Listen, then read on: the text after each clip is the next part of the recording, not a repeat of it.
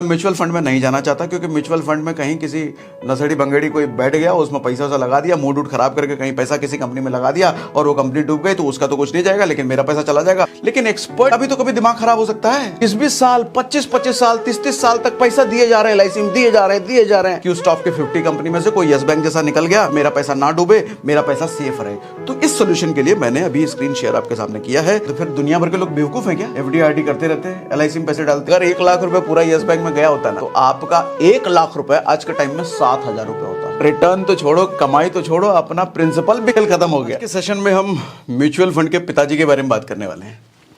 कौन सी ऐसी चीज है जो म्यूचुअल फंड का बाप है? पिछले सेशन में हमने म्यूचुअल फंड कवर किया था, कंपाउंडिंग कवर किया था और यह साबित किया था कि म्यूचुअल फंड से कैसे इंडेक्स फंड बेटर है। आज हम सीखेंगे कि इंडेक्स फंड से भी बेटर क्या चीज है। आपने अगर वो वीडियो नहीं देखा तो इस सेशन के बाद वो वीडियो देख लेना। इसके ठीक बाद सागर सेना म्यूचुअल फंड सर्च कर लेना, आपको मिल जाएगा वो। और अगर आपने वो वीडियो नहीं देखा तो दिक्कत वाली कोई बात नहीं है, ये पूरा सेशन आपको समझ में आएगा, डोंट वरी।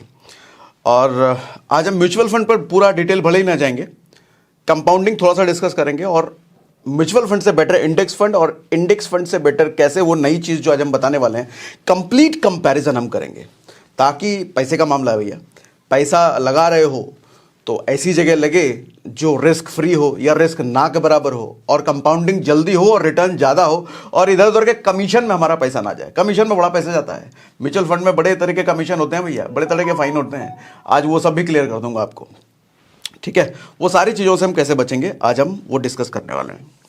देखो एक चीज़ समझो कि एक गरीब आदमी ना, एक मिडिल क्लास आदमी, एक नौकरी पेशे वाला आदमी काम करता है, पैसा कमाता है, काम करता है, पैसा कमाता है, काम करता है, पैसा कमाता है। लेकिन एक अमीर आदमी, एक अमीर सोच वाला आदमी या बिजनेसमैन, वो जब काम करता है उसमें से कुछ पैसा निकाल करके एक ऐसी जगह डाल देता है, उसका पैसा भी काम पर लग जाता है। पैसा भी काम पर लग जाता है, यानी कि वो अकेला काम नहीं कर रहा, उसका पैसा भी पैरेलली कहीं ना कहीं काम कर रहा है। पैसा भी और पैसा बना रहा है, पैसा भी और पैसा बना रहा है। वो रोबोट मूवी देखी थी ना, रजनीकांत खुद रोबोट था लेकिन रोबोट भी दूसरा रोबोट बना पा रहा था, फिर वो दूसरा रोबोट भी रोबोट बना पा रहा था। तो कितनी जल्दी उसने मल्टीप्लाई कर लिया था रोबोट को। इसी तरीके से कंपाउंडिंग का खेल होता भैया। जिसने कंपाउंडिंग का खेल समझ लिया, जिसने SIP का सही खेल समझ लिया, और SIP सही जगह, मैं सिर्फ म्यूचुअल फंड की बात नहीं कर रहा, मैं सिर्फ इंडेक्स फंड की बात नहीं कर रहा, आज एक नई चीज भी इंट्रोड्यूस करने वाला हूं जिस पर बहुत कम बात करा गया है, लेकिन है ये सबसे तगड़ी चीज है सब कुछ। तो आज हम उस पर बात करने वाले हैं।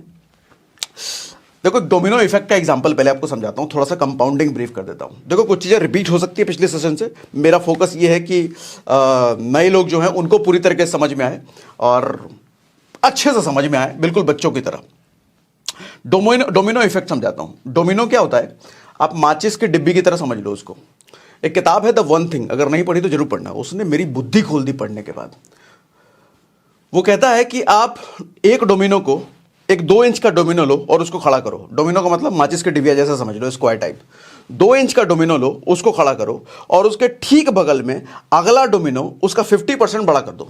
मतलब 2 इंच का 50%, एक अगला डोमिनो 3 इंच का लो, अच्छा उसका 50% और बड़ा कर दो, यानी कि 3 का 50% 1.5, अब अगला डोमिनो होगा 4.5 इंच का।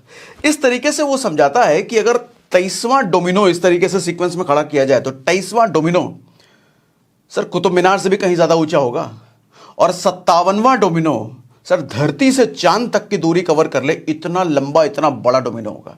ये इंपैक्ट है सर कंपाउंडिंग का। कंपाउंडिंग में कहते हैं, देखो कंपाउंडिंग का इस्तेमाल करके करोड़पति बनना बहुत ज्यादा मुश्किल नहीं है अगर इसका खेल समझ गए सही तो। 15-15-15 का एक प्रिंसिपल चलता है। 15,000 रुपए हर महीने 15% के हिसाब से 15 साल के लिए अगर आप डाल रहे हो SIP में तो सर ये 1 करोड़ क्रॉस कर जाता है, करके देख लेना, ठीक है? और अगर गलती से ये 15,000 रुपए 15 साल छोड़ो, आपने 30 साल के लिए छोड़ दिया, यानी कि डबल, तो 1 करोड़ 2 करोड़ नहीं बनता। आपने ड्यूरेशन डबल किया तो उसके हिसाब से 1 करोड़ 2 करोड़ नहीं बनेगा, 1 करोड़ 10 करोड़ बन जाता है, क्योंकि पैसा भी फर्दर पैसे कमाने में लग गया है, जैसे रोबोट वाला एग्जांपल दिया। और गलती से आपने इस 15,000 को 40 साल तक के लिए छोड़ दिया तो सर ये 10 करोड़ 20 करोड़ नहीं बनेगा, ये 47 करोड़ 47 करोड़ बन जाता है। ये है कंपाउंडिंग का जादू, ठीक है? अब थोड़ा सा एक चीज ब्रीफ कर देता हूं कि आदमी जब नया नया इन्वेस्टिंग कर रहा होता है, देखो एक इन्वेस्टिंग मिडिल क्लास हमेशा इस भ्रम में रहता है ना कि वो कहीं पैसा अगर डाल रहा है तो इन्वेस्टमेंट है। ऐसा नहीं है सर, हर जगह पैसा डालना इन्वेस्टमेंट नहीं है। कई जगह तो पैसा डूब जाता है, बर्बाद हो जाता है, और कई जगह आपका पैसा बढ़ता नहीं है। जैसे एफडी ले लो सर, ये इन्वेस्टमेंट नहीं है। एफडी एक सेविंग स्कीम होता है। कई सारे सेविंग स्कीम अलग से चलते हैं, जैसे एलआईसी, एचडीएफसी, बहुत सारे सेविंग स्कीम चलाती है इंश्योरेंस के साथ साथ। पीपीएफ हो गया, आरडी हो गया, रिकरिंग डिपॉजिट। हमें लगता है कि ये इन्वेस्टमेंट है। सर आज एक भ्रम तोड़ देता हूं, ये कतई इन्वेस्टमेंट नहीं है, ये सिर्फ एक सेविंग स्कीम है।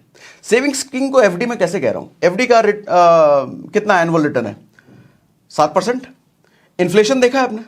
सर इन्फ्लेशन जरा गूगल पर सर्च करो, इन्फ्लेशन कितना है? इन्फ्लेशन 7% से ऊपर बढ़ चुका है। और अगर फ्यूल रेंज में जाओगे ना, पेट्रोल डीजल वगैरह में, सर 50% से ऊपर इन्फ्लेशन है। मेडिकल एक्सपेंसेस में अगर जाओगे ना सर, 14% से ज्यादा इन्फ्लेशन है, मतलब महंगाई।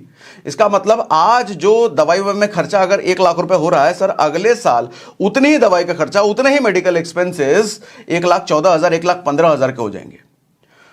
तो इन्फ्लेशन तो भैया 7% से कहीं ऊपर जा रहा है, और हमारे को रिटर्न अगर 7% मिल रहा है तो हमें देखने में लग रहा है कि सर पैसा बढ़ा, लेकिन पैसा बढ़ा नहीं, वो उससे ज्यादा महंगाई बढ़ गई।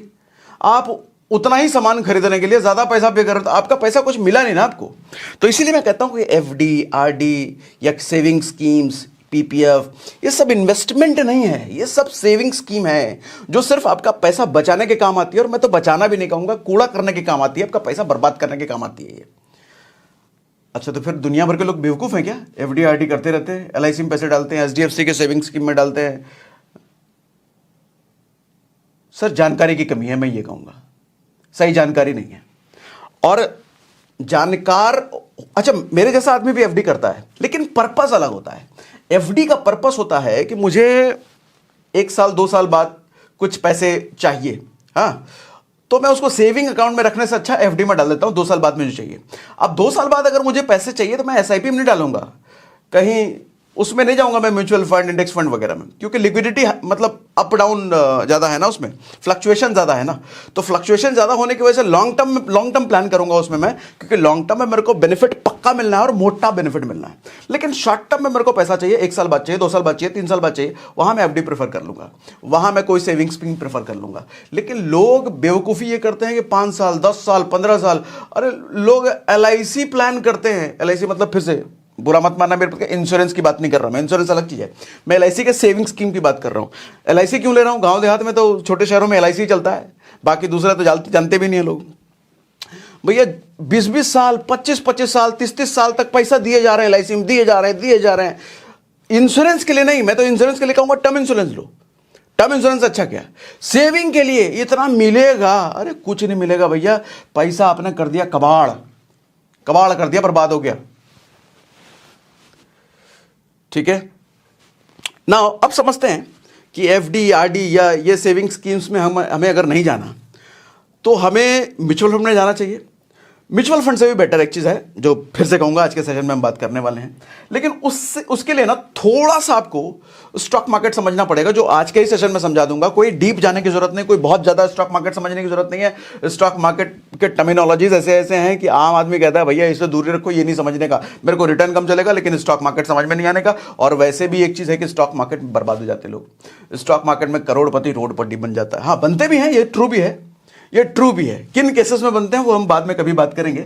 आज हम ये बात करेंगे कि स्टॉक मार्केट के जरिए, स्टॉक मार्केट में बिना माहिर बने हमारे को गारंटीड रिटर्न चाहिए भैया। गारंटीड कहना थोड़ा सा गलत हो जाएगा, लेकिन गारंटीड के आसपास का रिटर्न चाहिए हमारे को। रिस्क फ्री भी कहना गलत हो जाएगा, लेकिन कम से कम रिस्क में हमारे को मोटा रिटर्न चाहिए। वो चीज कैसे होगी, तो आज हम वो बात करने वाले हैं। ठीक है? स्टॉक मार्केट में ना 3 तरह की कंपनियां होती हैं। कोई भारी भरकम टर्मिनोलॉजी नहीं लूंगा, लार्ज कैप, मिड कैप, ये सब मारो गोली। हिंदी भाषा में बात करता हूं, बच्चों की तरह बात करता हूं। 3 तरह की कंपनियां होती हैं।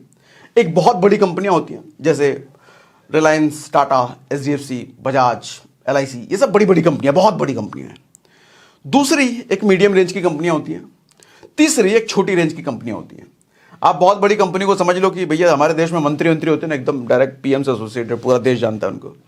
दूसरा छोटा होता है भैया, विधायक टैक्स समझ लो, उनको एक स्टेट, एक क्षेत्र जान रहा होता है। तीसरा कार्यकर्ता टाइप की कंपनियों को भरोसा नहीं कब निपट जाए। हाँ, हो सकता है कि वो टॉप पे चले जाएं, लेकिन उनका रेशियो बहुत कम ही होता है।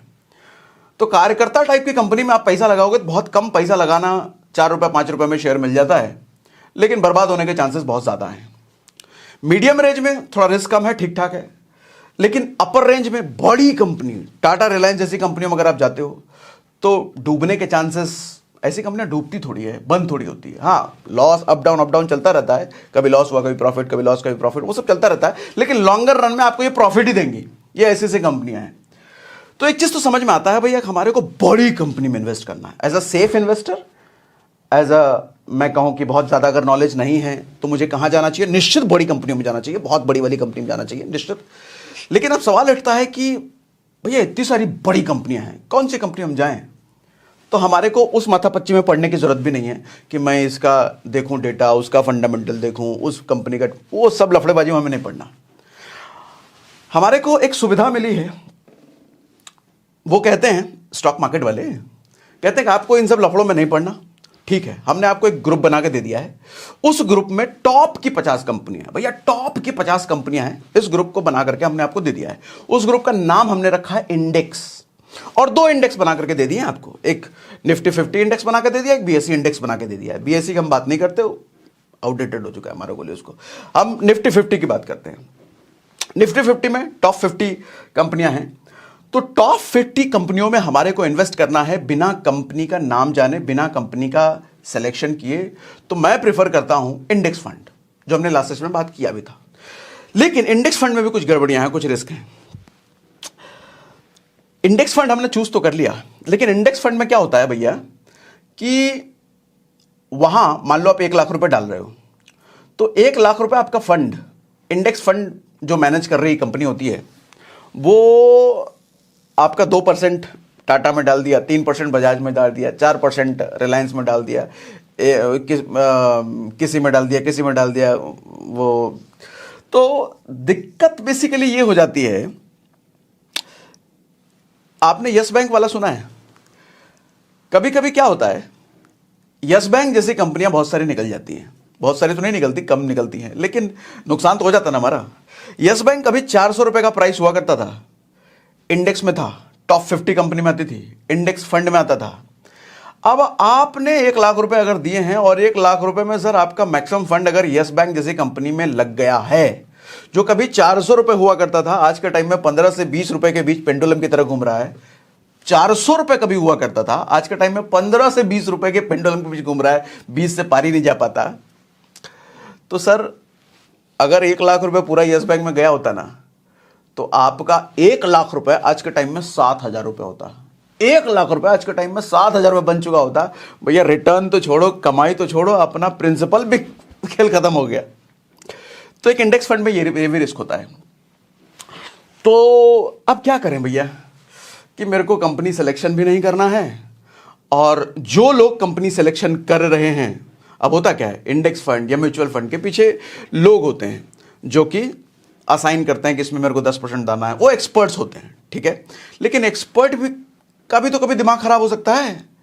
एक्सपर्ट भी कभी ऐसा हो सकता है कि घर से भैया लड़ाई करके बीवी से निकला है, बीवी ने उसको गेट पर बेलन फेंक के मारा है, तो उसका मूड खराब है, और ऑफिस पहुंचते ही बॉस ने भी 4 बात सुना दिया, अरे तूने कल वो कंपनी में डाल दिया, वो कंपनी बर्बाद हो, तो उसका मूड खराब है, और ऐसे में वो डिसीजन ले रहा है उस दिन, तो गड़बड़ डिसीजन भी तो ले सकता है, उसका कैलकुलेशन गलत भी तो हो सकता है, क्योंकि stock market is a prediction game.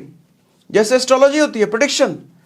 Prediction क्या होता है, पिछला देख करके, पिछला रिकॉर्ड देख करके हम अगला प्लान करते हैं। वो गलत भी तो हो सकता है, लेकिन अगर गलत हो गया तो अपना फिर कस्टमर का, यानी कि हम जैसे लोगों का बर्बादी हो जाएगा ना। तो करें क्या फिर? इसका भी सॉल्यूशन है। तो सॉल्यूशन ये है कि हम जाएंगे भैया निफ्टी 20 में, ETF में। क्या होता है ये होता है सर, हम इस बार भी इंडेक्स में इन्वेस्ट करेंगे, लेकिन इंडेक्स फंड में नहीं करेंगे।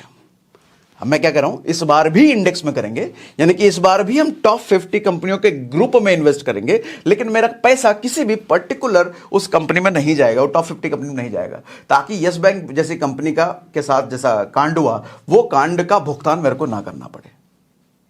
समझाता हूं, होता क्या है, ईटीएफ एक ऐसी चीज है ईटीएफ सभी एक्सचेंजेस का मिल जाता है, गोल्ड वोल्ड का भी मिल जाता है। हम निफ्टी 50 की बात करते हैं। एक ईटीएफ है निपॉन निफ्टी 20। मैं अपना ये कहूं कि 50% कैपिटल मैंने निपॉन निफ्टी 20 में ही डाल रखा है, बट मैंने ऐसा कर रखा है, जरूरी नहीं कि आप भी ऐसा करो, आप कुछ भी चूज कर सकते हो। मेरा काम एजुकेट करना है, बताना है, सिखाना है, तो मैं आपको सिखाता हूं। होता क्या है कि कल को उस इंडेक्स में से टॉप 50 कंपनियों में से कोई अगर यस बैंक जैसी कंपनी निकलती है ना, तो कंज्यूमर का लॉस नहीं होने वाला, अपना लॉस नहीं होने वाला। एक कंपनी अगर निकलती है तो कोई और कंपनी ऐड तो होगी इंडेक्स में, यानी कि निफ्टी 50 में 50 कंपनी तो उसको रखनी है। एक कंपनी भैया लुटेरी निकल गई, एक कंपनी के साथ कुछ कांड हो गया, कुछ गड़बड़ हो गया, वो जो बाहर निकली पटाख से कोई दूसरी कंपनी उसमें ऐड हो जाएगी। तो ईटीएफ में इन्वेस्ट करने का मतलब, निफ्टी 20 में इन्वेस्ट करने का मतलब, ये दोनों एक ही चीज है। निफ्टी 20 बोलूं या ईटीएफ बोलूं, एक ही चीज है। कभी निफ्टी 20 बोल दूंगा, कभी ईटीएफ बोल दूंगा, तो एक ही चीज है। तो ईटीएफ में इन्वेस्ट करने का मतलब, निफ्टी 20 में इन्वेस्ट करने का मतलब, मेरा पैसा उस ग्रुप में लग रहा है, उस इंडेक्स में लग रहा है, किसी पर्टिकुलर कंपनी पर फिजिकली नहीं जा रहा। अंदर का खेल नहीं समझा रहा मैं आपको, मोटा मोटी समझा रहा हूं, तो मोटा मोटी ऊपर का खेल समझो, आसान भाषा में जो आप समझ पाओ वैसे मैं समझाने की कोशिश कर रहा हूं। कल को कोई यस बैंक जैसी कंपनी निकलती है तो अपना लॉस नहीं होने वाला। देखो एक चीज समझो, एक अंबानी, अडानी, टाटा जैसे बिजनेसमैन 100 कंपनियां चला लेते हैं, लेकिन एक नौकरी पेशे वाला आदमी वो कहता है मेरे पास टाइम नहीं है दूसरा काम करने का। तो आपको नहीं लगता कि बात समय की नहीं है, बात समझ की है? एक के पास समझ थी तो 100 कंपनियां, 500 कंपनियां चला ले रहा है, दूसरे के पास समझ नहीं है तो वो एक नौकरी भी नहीं चला पा रहा। तो समझ डेवलप करने के लिए मैं कहता हूं कहीं आपको ऐसी एसोसिएशन पकड़ना चाहिए या ऐसी किताबों के संगत में आपको आना चाहिए जो आपकी समझ को डेवलप करे। समझ डेवलप करे तो आप भी एक साथ 5 काम कर सकते हैं, 10 काम कर सकते हैं। नहीं तो समझ डेवलप करने के लिए मैं आपको यह नहीं कहूंगा किताब पढ़ो, क्योंकि मैं जानता हूं आप किताब पढ़ोगे नहीं। तो एक शॉर्टकट बताता हूं जो आप किसी भी टाइम, रात को सोने के टाइम पे, ब्रश करते टाइम पे, गाड़ी ड्राइव करते के टाइम पे सुन सको, पूरा का पूरा कंटेंट, पूरी की पूरी नॉलेज आपके दिमाग में आ जाए ऑडियो बुक के जरिए। ऑडियो बुक एक ऑडियो बुक है जो आपको जरूर पढ़नी चाहिए, सुननी चाहिए। उस ऑडियो बुक का नाम है money is in your mind. Money is in your mind. इस किताब में बेसिकली आपको वेल्थ का मैनेजमेंट पूरा सिखाया गया है। आप एक काम करते करते मल्टीपल काम कैसे कर पाओ, अपने दिमाग को डाइवर्सिफाई कैसे कर पाओ, अपने इन्वेस्टमेंट को, अपने पैसे को और बड़ा कैसे कर पाओ, इस किताब में सिखाया गया है।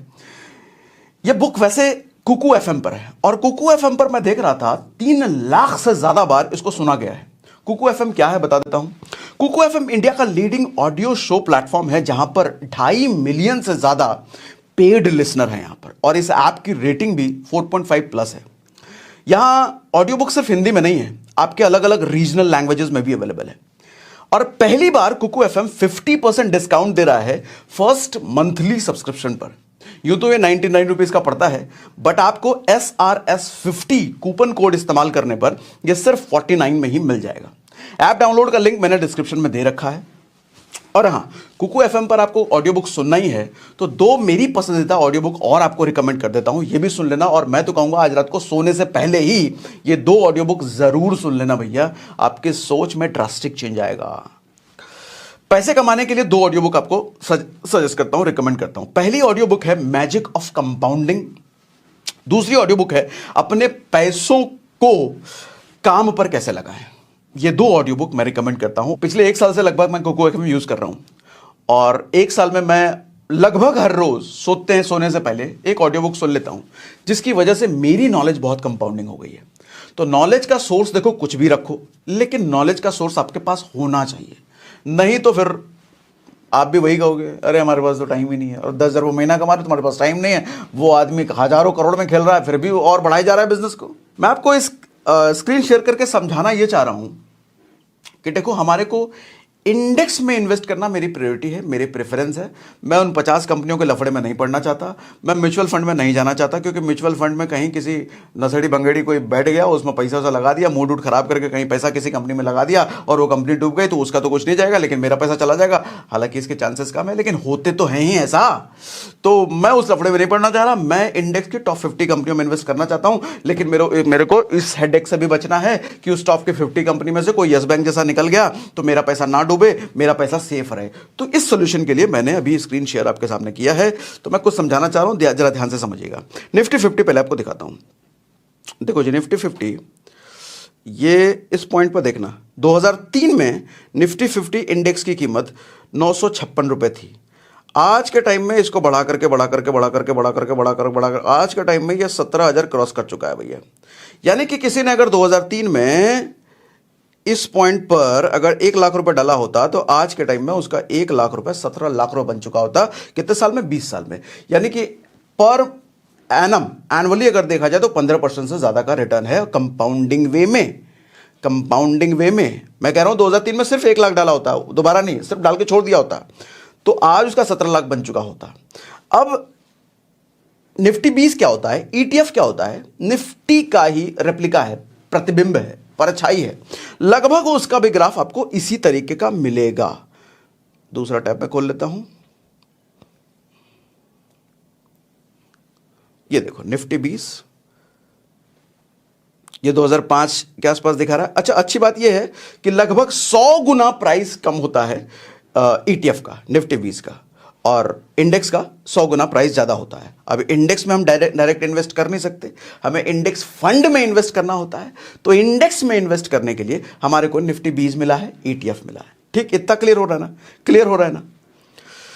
ठीक है, इस पॉइंट पे जरा प्राइस आप देखो, 2003 के आसपास ये होगा 2003। यहां भी देखो 10 रुपए के आसपास, वहां 1000 था, यहां 10 रुपए के आसपास देख रहे हो, ऊपर प्राइस दिखा रहा है। अरे इधर ऊपर देखो, इस पॉइंट को ये पॉइंट जो मैंने सेलेक्ट कर रखा है, ऊपर देखो 10 रुपए दिख रहा है ना, ये 2003 के आसपास डाटा दिखा रहा है। उधर 1000 था, यहाँ 10 है। अच्छा, आज के टाइम पे बढ़ाते बढ़ाते ऊपर देखो कितना, 187, यानी कि लगभग उधर 17,000, इधर 18,000 के आसपास लगभग है ना, लगभग उसी आसपास चलता है। देखो यहां पर आप इसका प्राइस देख रहे हो 192 रुपए, है ना, और उधर हमने 17,000 18,000 के आसपास देखा। तो लगभग 100 गुना ज्यादा इंडेक्स की कीमत है और लगभग 100 गुना कम इंडेक्स से इस निफ्टी 20 की कीमत है, यानी कि ईटीएफ की कीमत है। क्लियर? ठीक है। अब सवाल ये उठता है कि इसमें हमारे को पैसा लगाना है। एक चीज क्लियर है, निफ्टी 20 में पैसा लगाना है हमारे को, ईटीएफ में पैसा लगाना है। क्या फायदे हैं जरा ये भी समझेंगे। और ऐसा क्या भैया तोप इसमें मिल जाएगा हमारे को, जो म्यूचुअल फंड में नहीं मिलेगा, जो इंडेक्स फंड में नहीं मिलेगा और इसी में मिलेगा। अब जरा ये समझाऊं, बताओ ये समझाऊं। ठीक है, स्क्रीन शेयर रहने देता हूं, मैं जरा सा गैलरी में से एक चीज़ निकाल लेता हूं। आपके लिए मैंने बना रखा है, बड़ी मेहनत करके आपके लिए बनाई है मैंने, पूरा कंपैरिजन मैंने कर रखा है म्यूचुअल फंड, इंडेक्स फंड और निफ्टी 20 में। सबसे पहला देखो एक्सपेंस रेशियो बता रखा है मैंने कि साल में एक बार आपको लगेगा। एनुअल कमीशन मान लो इसको, फंड मैनेज करने वाली कंपनी लेती है, अपना खर्चा पानी तो निकालेगी, एम्प्लॉय खर्चा तो देगी, इतना दिमाग लगा रही है उसका तो निकलेगा। तो ये म्यूचुअल फंड में अगर आप करते हो भैया तो 0.5% से 2.5% के आसपास सालाना आपका जो टोटल फंड होगा उस पर लगता है, टोटल फंड पर लगता है। ठीक है, तो आप समझ लो कि कभी आपका जब 1 करोड़ रुपए बनेगा तो 1 करोड़ का 2.5% मतलब 2.5 लाख तो ये लेकर के जाएंगे। 2 करोड़ बनेगा तो 2 करोड़ का 5 लाख तो ये लेकर के जाएंगे। और एनुअल, उससे पहले 80 लाख बना होगा तो 80 लाख पे 2.5%, उससे पहले 70 लाख होगा तो 70 पे एनुअल भी लगेगा ना भैया। 0.5 से लेकर के 2.5% डिपेंड अपॉन अलग अलग म्यूचुअल फंड कंपनी। ठीक है, अब आप कहोगे अलग अलग म्यूचुअल फंड कौन से में कितना लगेगा, उस नफड़े से मैं निकाल ही दूंगा आपको, टेंशन नहीं, रुको पूरा समझाने दो मुझे, उस लफड़े से मैं निकाल दूंगा, आपको कंपेयर करने की जरूरत ही नहीं है। इंडेक्स फंड में कितना लगता है? 0.2 या फिर उससे कम, उससे भी कम, 0.2 के आसपास इंडेक्स फंड में हमारे को एक्सपेंस रेशियो लगता है। निफ्टी 20 में एक्सपेंस रेशियो कितना लगता है भैया? 0.05%, 0.05%, ऑलमोस्ट ना के बराबर, ना तो नहीं कह सकते, लेकिन ऑलमोस्ट ना के बराबर, बहुत ही कम। अच्छा, एग्जिट लोड एक चीज होता है। एग्जिट लोड क्या होता है? जब आप विड्रॉ कर रहे हो अपना पैसा एसआईपी से, उस म्यूचुअल फंड से या उस इंडेक्स फंड से, तो आपको एक एग्जिट लोड के नाम पे कुछ चार्ज लगते हैं। ये एग्जिट लोड के नाम पे चार्ज आपका लगता है 1% लगेगा भैया। ये भी टोटल फंड के आसपास, ये टोटल फंड पे ही होता है। 1% के आसपास म्यूचुअल फंड अगर विड्रॉ कर रहे हो, खत्म कर रहे हो अपना एसआईपी, तो आपको यहां देना पड़ेगा। इंडेक्स फंड में ये बिल्कुल नहीं होता, ये नहीं लगने वाला। यानी कि 1 करोड़ रुपए आपका बना है, तो 1 करोड़ का 1 लाख रुपए के आसपास ये म्यूचुअल फंड वाली कंपनी ले लेगी। इंडेक्स फंड में अगर आपका बना है तो इंडेक्स फंड वाला कुछ नहीं लेगा, और निफ्टी 20 में भी कुछ नहीं लगने वाला है। ठीक है।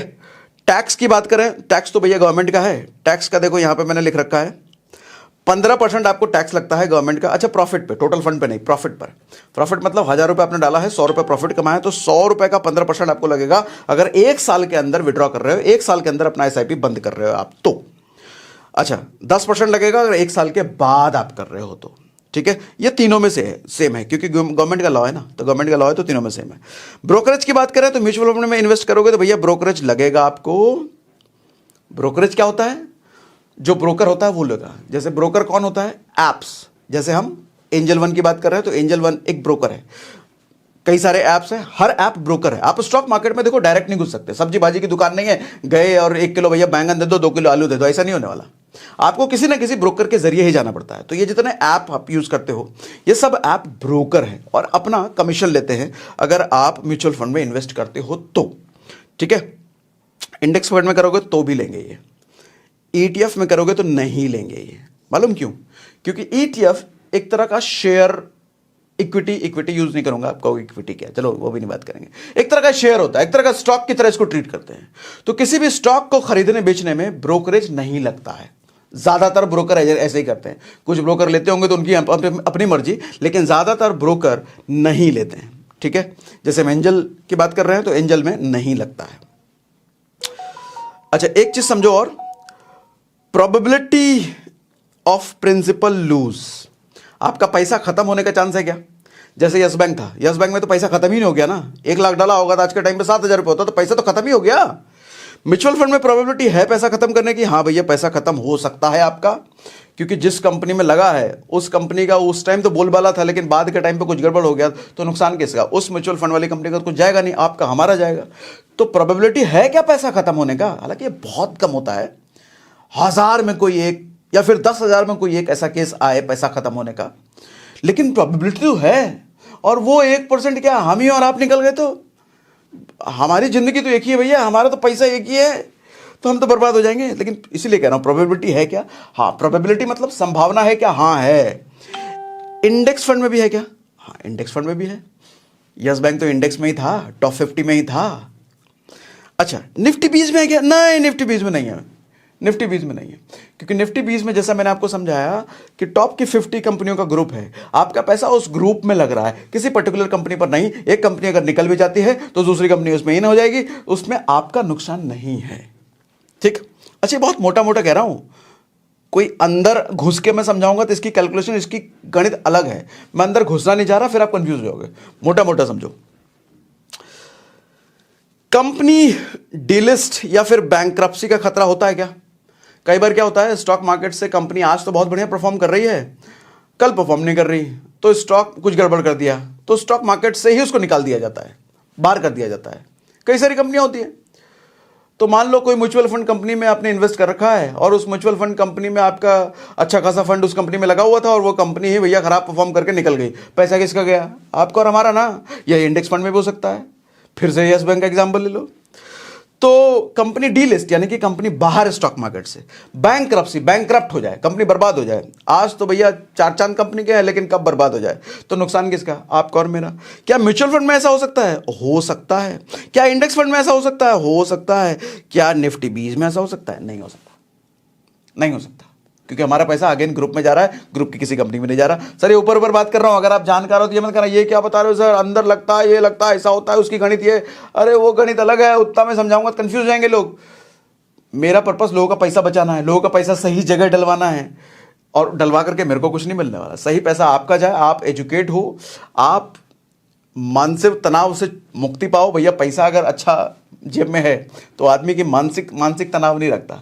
लोग कहते हैं पैसा देखो हाथ का मैल है, अरे पैसा हाथ का मैल नहीं है, चेहरे की चमक है, मन की खुशी है पैसा। तो मेरा इंटेंशन ये है कि पैसा आपका सही जगह जाए। मैं कंपेयर कर रहा हूँ म्यूचुअल फंड, इंडेक्स फंड और निफ्टी 20 में। तो मैं दिखाना चाह रहा हूँ ये कि म्यूचुअल फंड भी अच्छा है, म्यूचुअल फंड सही है, ठीक है सही होगा, लेकिन मेरे पास दूसरा भी तो बेटर ऑप्शन है। मैं म्यूचुअल फंड चुनने से अच्छा इंडेक्स फंड चुन लूंगा, अच्छा इंडेक्स फंड चुनने से अच्छा मैं निफ्टी 20 चुन लूंगा। हाँ आपके पास ज्यादा पैसा है, तीनों चुनो, जैसे मैंने भी कर रखा है। मेरे भी कुछ पैसे म्यूचुअल फंड में है, कुछ पैसे इंडेक्स फंड में है, कुछ पैसे निफ्टी 20 में है, सब में है। लेकिन बड़ा पोर्टफोलियो बनाना चाहते हो, ज्यादा बनाना चाहते हो, तो अलग अलग जगह डाल के रखो। लेकिन आप कहते हो कि नहीं मुझे एक ही चीज बताओ जो परफेक्ट हो, जिसमें मेरा पैसा एकदम रिस्क ऑलमोस्ट ना के बराबर हो और पैसा बढ़ता रहे, ज्यादा रिटर्न मिले। तो मैं तीनों में कंपेयर करके आपको दिखा रहा हूं भैया, म्यूचुअल फंड में ये, इंडेक्स फंड में ये और निफ्टी 20 में ये। ठीक है, एक ही जगह पैसा लगाना है तो निफ्टी 20 में लगा लो। ठीक है, कंपनी डीलिस्ट होने का खतरा निफ्टी 20 में नहीं है। डीलिस्ट होगी तो आपका नहीं जाएगा कुछ। एनएवी डे एंड पे काउंट होता है म्यूचुअल फंड में। एनएवी क्या होता है भैया? एनएवी देखो कुछ ऐसा समझो, फिर टर्मिनोलॉजी के डिटेल में हम नहीं जाएंगे, मोटा मोटी समझाता हूं आपको।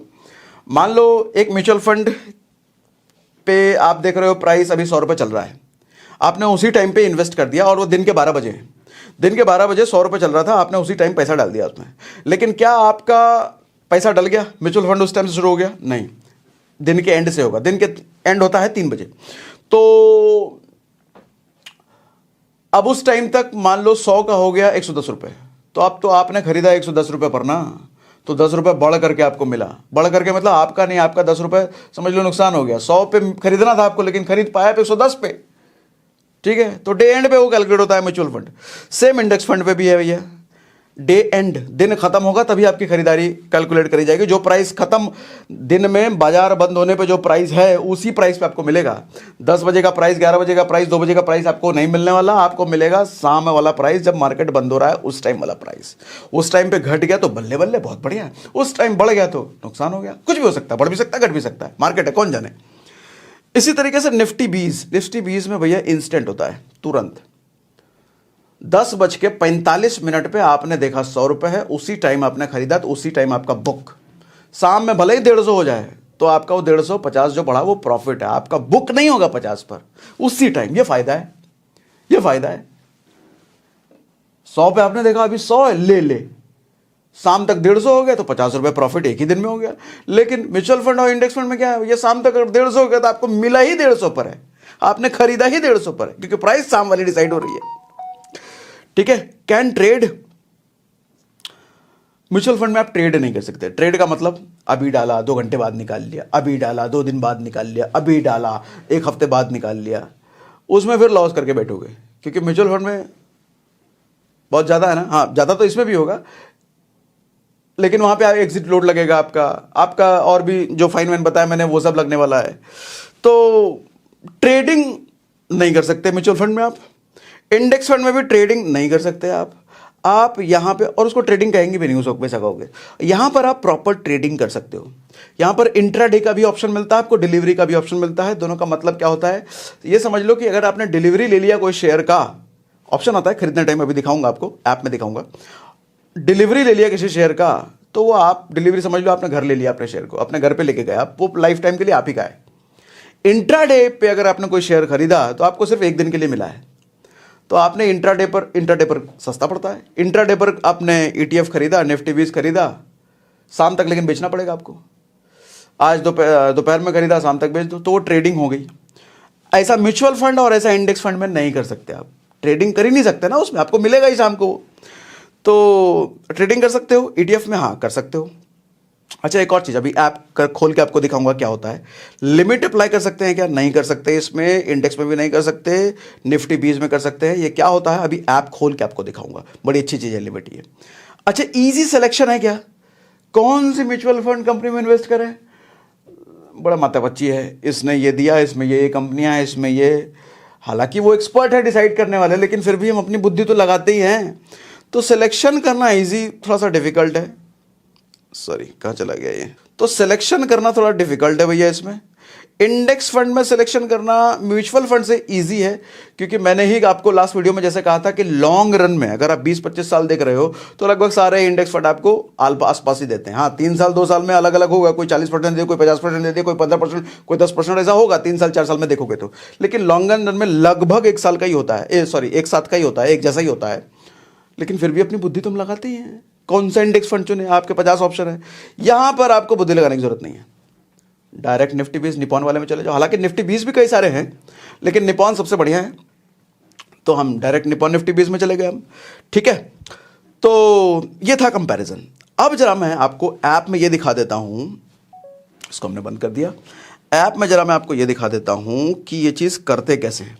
ऐप में मैं आपको शॉर्ट में ये भी दिखा दूंगा इंडेक्स फंड में भी कैसे इन्वेस्ट करते हैं, म्यूचुअल फंड में भी कैसे करते हैं, और हम ETF कैसे बाय करते हैं।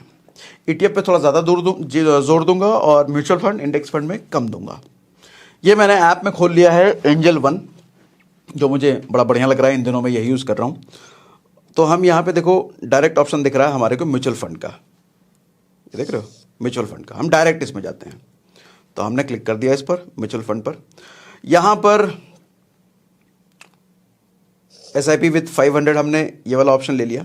तो यहाँ पर देखो एक लाइन से लिस्ट है। अब देखो यहाँ पे तो हालांकि ज़्यादा भी है, 48% कोई म्यूचुअल फंड दे रहा है, 47% कोई 40%, मैं तो 15% की बात कर रहा था।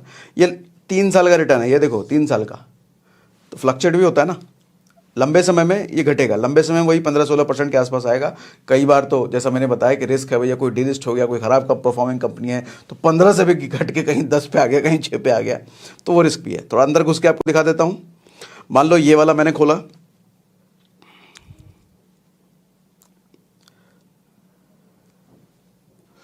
ये देखो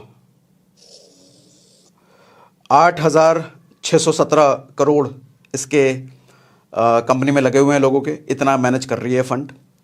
एक्सपेंस रेशियो 0.59% इसमें लग रहा है, आपको ये भी बता रहा है। एग्जिट लोड का यहाँ मतलब इसने बता रखा है, लगभग 1% के आसपास जो लगता है।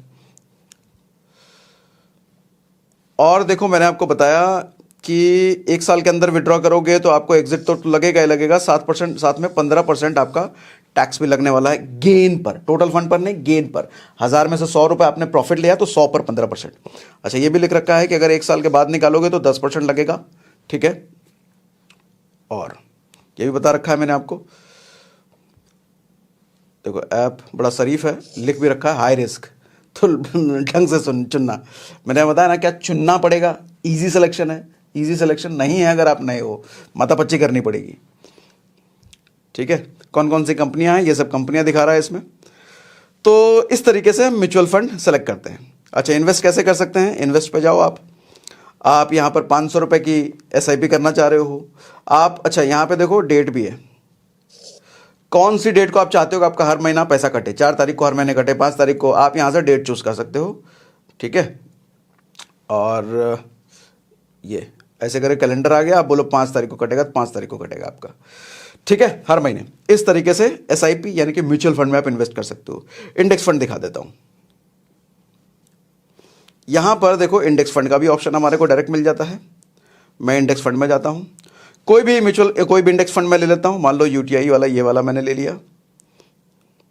देखो एक चीज देखो, ये 3 साल में 30% दिखा रहा है, लेकिन अगर मैं ऑल कर दूं, ऑल मतलब 2014 से ये 2014 से लेके 2023 के आसपास दिखा रहा है, लगभग 9 साल हो गए। तो 9 साल में देख रहे हो 12% पर आ गया ये। कहाँ वो 30%, कहाँ 12%। तो लंबे समय में वही 15% 16% के आसपास मिलता है। Index fund is better than mutual fund, जैसा मैंने आपको अभी थोड़ी देर पहले कंफर्म किया। और नीचे आ जाओ, देखो इस इंडेक्स फंड में 9,000 करोड़ लोगों के लगे हुए हैं।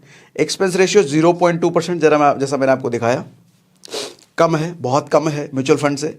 एग्जिट लोड लगता ही नहीं है, नील है। ठीक है, ये सब कंपनियां इसमें लगी हुई हैं। इन्वेस्ट कैसे कर सकते हो, उसी तरीके से जैसे SIP में बताया, क्योंकि ये भी SIP है। आप ETF में भी SIP कर सकते हो, एक बार भी पैसे डाल सकते हो। ETF में तो बहुत फ्लेक्सिबिलिटी है, आप ट्रेड कर लो, आप एक बार डाल के छोड़ दो, आप SIP कर लो, उसमें सब कर सकते हो।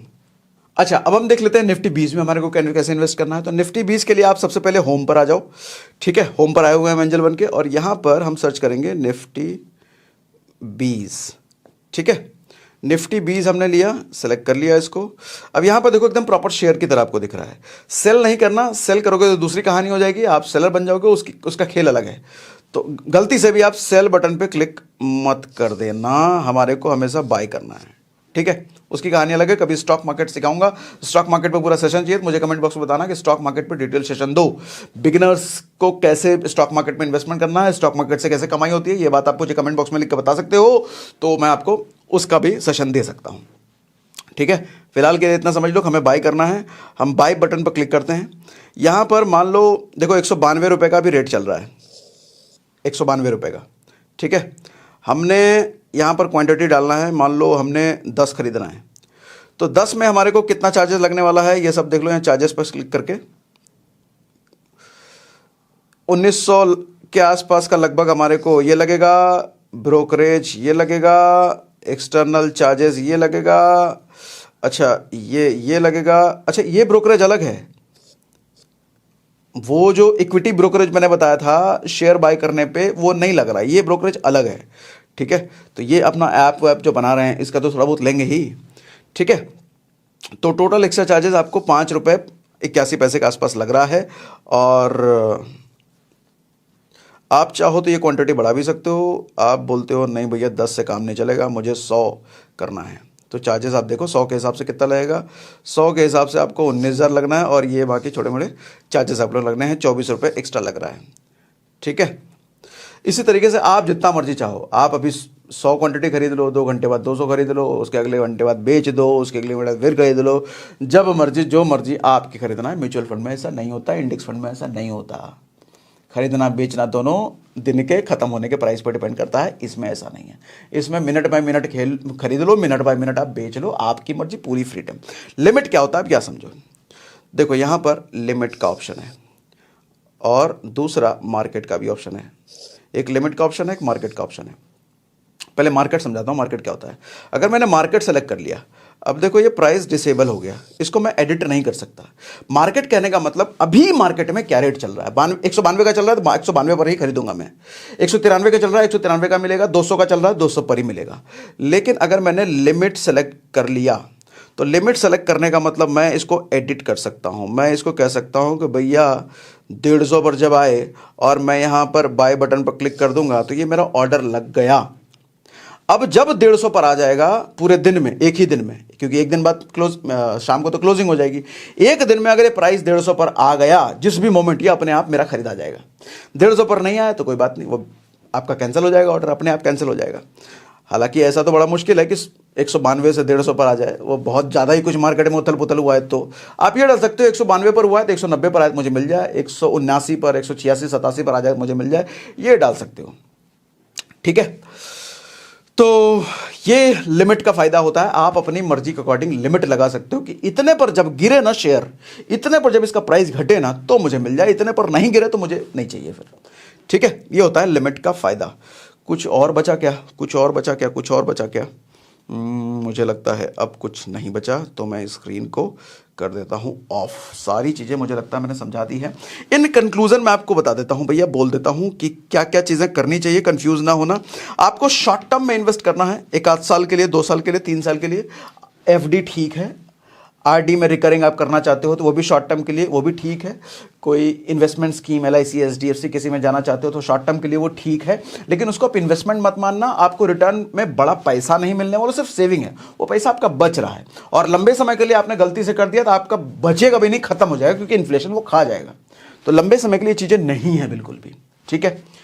मेरी राय में, आपकी राय अलग हो सकती है, आपको सिखाने वाले अलग हो सकते हैं, तो वो अलग बात है। मेरी राय में लंबे समय के लिए अगर आपको पैसा अपना कंपाउंड करना है, कंपाउंडिंग का फायदा लेना है, तो उसके लिए SIP ही है। SIP कहाँ कहाँ कर सकते हैं हम? SIP हम म्यूचुअल फंड में कर सकते हैं, HIP हम इंडेक्स फंड में कर सकते हैं, SIP हम ETF में कर सकते हैं। अच्छा, ETF में जैसे आप SIP वाला ऑप्शन जो मैंने आपको दिखाया ना, वहाँ पर आप निफ्टी 20 में सर्च करोगे ना, निपॉन का आपको वहाँ पर ऑप्शन आ जाएगा। आप SIP भी उसी तरीके से कर सकते हो, हर महीने कटता रहे। तो म्यूचुअल फंड से बेटर, जैसा मैंने बताया, इंडेक्स फंड है। इंडेक्स फंड से बेटर निफ्टी 20 है। अच्छा, ये सब ना जो बेटर मैं कह रहा हूं, मैं रिस्क कम है उसके बेस पे कह रहा हूं। इधर उधर के कमीशन, इधर उधर के फालतू लफड़े के फाइन ना के बराबर लगते हैं निफ्टी 20 में, उसके बेस पे कह रहा हूं। और आपके कंपनी डीलिस्ट होने के रिस्क और जो जो पैरामीटर मैंने आपको कंपेयर करके दिखाया उन सब के बेसिस पे कह रहा हूं, मेरे हिसाब से इन सब चीजों में बेटर है। और ज्यादातर मैं देखता हूं जो स्मार्ट इन्वेस्टर होते हैं ना, वो अपना ज़्यादा पैसा बीज में ही रखते हैं, ईटीएफ में ही रखते हैं। कंपैरेटिवली म्यूचुअल फंड में भी रखते होंगे लेकिन कम रखते हैं, इंडेक्स फंड में कम रखते हैं, लेकिन इधर ज़्यादा रखते हैं। फ्लेक्सिबिलिटी है और बहुत सारी चीज़ें हैं जो मैंने आपको बताई। ठीक है, SIP is most powerful tool. SIP अगर नहीं करा है तो ज़रूर करो, लंबे समय में आपको एसआईपी हमेशा फ़ायदा देती है। लेकिन हाँ, एसआईपी कहाँ करना है ये ज़रूर देख लेना। और वंस अगेन अपनी नॉलेज पे काम करो भैया, ये सब चीज़ें अगर नहीं पता है तो आपको पता होनी चाहिए। इसके अलावा भी पैसे से रिलेटेड बहुत कुछ है, अपनी समझ को बड़ा करो, अपनी सूझबूझ को बड़ा करो। उसके लिए किताब अगर नहीं पढ़ सकते हो तो ऑडियो बुक कुकू एफएम का लिंक मैंने डिस्क्रिप्शन में दे रखा है। डेली बड़े आराम से इधर उधर घूमते हुए, सोते उठते हुए एक ऑडियो बुक खत्म कर दो, नॉलेज की नॉलेज, और उसके लिए आपको इन्वॉल्व भी नहीं होना पड़ा। तो ऑडियो बुक जरूर सुनिए, कुकू एफएम का लिंक डिस्क्रिप्शन में है।